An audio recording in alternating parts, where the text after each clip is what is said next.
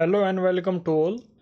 Today we will talk about another 5 questions of environment and ecology from PYQs. Our questions will be related to Indian squirrels, fauna species, carbon market, RAS and biofilters. RAS stands for Recirculating Aquaculture System, mercury pollution. All these were asked in prelims 2023. अगर आप इन सभी चीज़ों को जानते हैं that is well and good. अगर आप नहीं जानते, इस वीडियो में एक सिंपल वे में सारी बातों को जान पाएंगे। साथ ही साथ आप अपना एमसीक्यू सॉल्विंग एप्टीट्यूड डेवलप कर पाएंगे, जो आपकी मदद करेगा ऑब्जेक्टिव क्वेश्चंस को इफेक्टिवली टैकल करने में।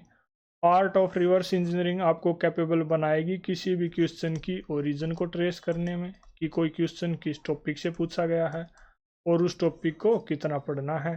देन कीवर्ड की बेसिक नॉलेज आपको कैपेबल बनाएगी उन क्वेश्चंस को सोल्व करने में जो यूपीएससी हर साल पीवाईक्यू के बेसिस पे पूछती है। एंड फाइनली आप अपने कंसेप्ट्स को क्लियर कर पाएंगे, और अगर आपके कंसेप्ट्स ऑलरेडी क्लियर हैं तो आप उन्हें रिवाइज कर पाएंगे। Let's start with questions. पहला क्वेश्चन आज हमारे सामने है, consider the following statements regarding the Indian squirrel. जो भारतीय गिलहरियां हैं उनके बारे में 4 स्टेटमेंट आपको दे रखी हैं, उन पे विचार करके आपको ये बताना है कौन सी ठीक है। They build nests by making burrows in ground, right, nest के बारे में बात हो रही है। दे स्टोर फूड कहाँ पे, like nuts and seeds in ground. They are omnivorous, यानी वे सर्वभक्षी हैं। ओमनीवोरस प्लांट वगैरह को भी खाए और मीट वगैरह एनिमल्स को भी खाए। कितनी स्टेटमेंट इसमें ठीक है? Only 1, only 2, all 3, none. इस पॉइंट पे आप वीडियो को पॉज कीजिए हर क्वेश्चन में, और क्वेश्चन को फिर से पढ़िए, हिंदी ट्रांसलेशन भी पढ़िए अगर ज़रूरत लगे तो। Then try to solve it yourself. जो भी आपकी एग्जिस्टिंग नॉलेज है, इस बात की परवाह किए बिना कि आपका आंसर ठीक है या गलत है। गलत होगा तो भी अच्छा है, क्योंकि वो आपको ठीक आंसर को अच्छे से याद करने में, लंबे समय तक याद रखने में मदद करेगा। Correct answer in this case is B, यानी 2 स्टेटमेंट ठीक हैं। कौन कौन सी? एक तो सेकंड कि भाई वो अपना फूड जो है ग्राउंड में स्टोर कर देती हैं। देन ओमनिवोरस होती हैं। फर्स्ट स्टेटमेंट गलत है, क्योंकि वो नेस्ट तो बनाती हैं लेकिन they make it in high up in trees, not in the ground. Indian squirrel ऐसी दिखती हैं, मैमल स्पीसीज हैं, रोडेंट्स की नेचुरली पाई जाती हैं इंडिया श्रीलंका में। लीस्ट कंसर्न है आईयूसीएन रेड लिस्ट पे। कलर ग्रे ब्राउन होता है। गेस्टेशन पीरियड अराउंड 34 डेज होता है। खास बात यह है इनके जो बच्चे हैं वो ब्लाइंड और हेयरलेस पैदा होते हैं इनिशियली। ओमनीवोरस ये नेचर में है। टेम और ट्रेन किया जा सकता है इजीली इनको, किस बात के लिए? इंसानों से खाना एक्सेप्ट करने के लिए। Then they do not hibernate. कुछ हिंदूज इनको सेक्रेड भी मानते हैं। डाइवर्स हैबिटेट में ये पाई जाती हैं, forest, urban areas, agricultural lands.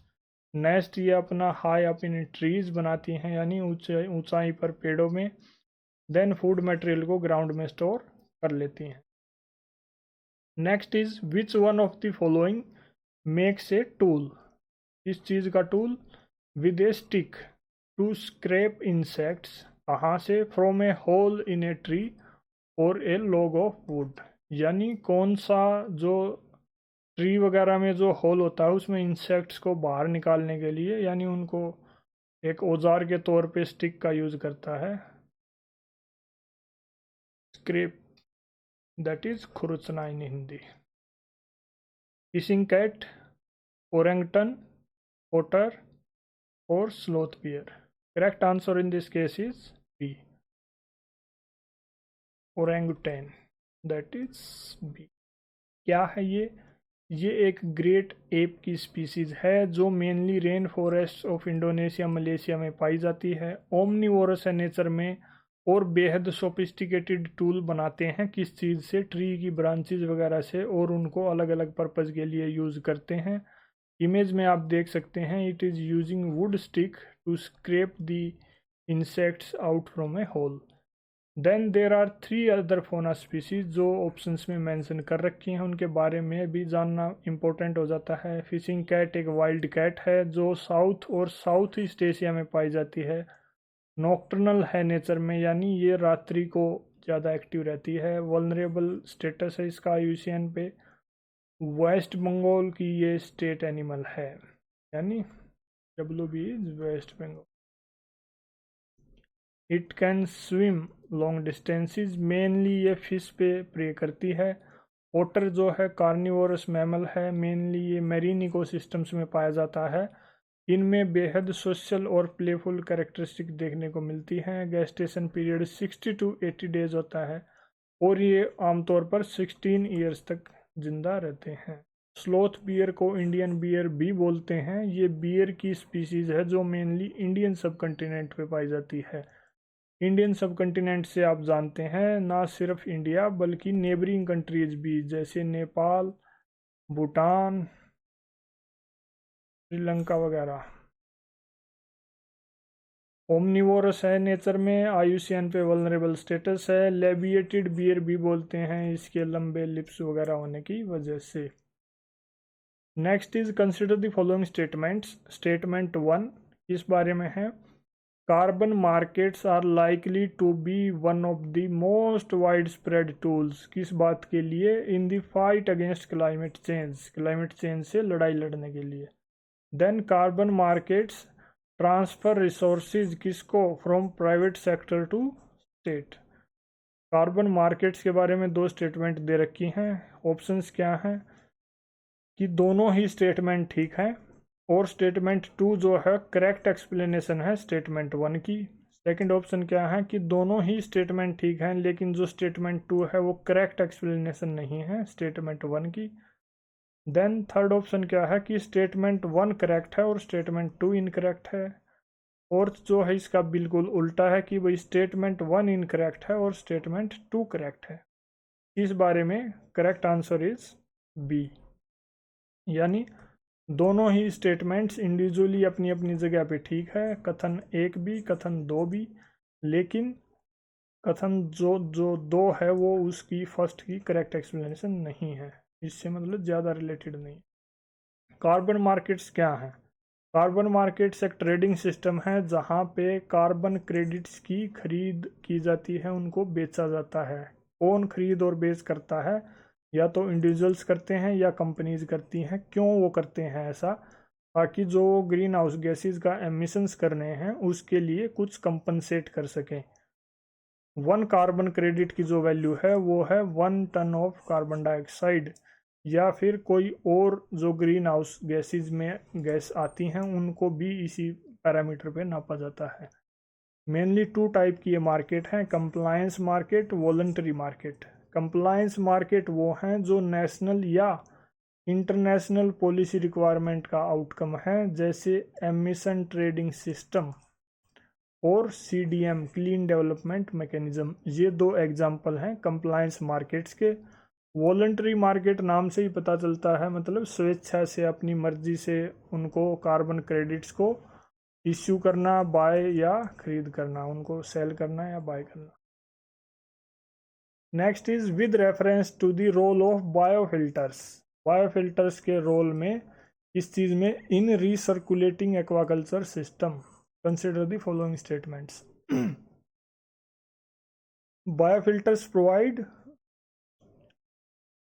1 minute।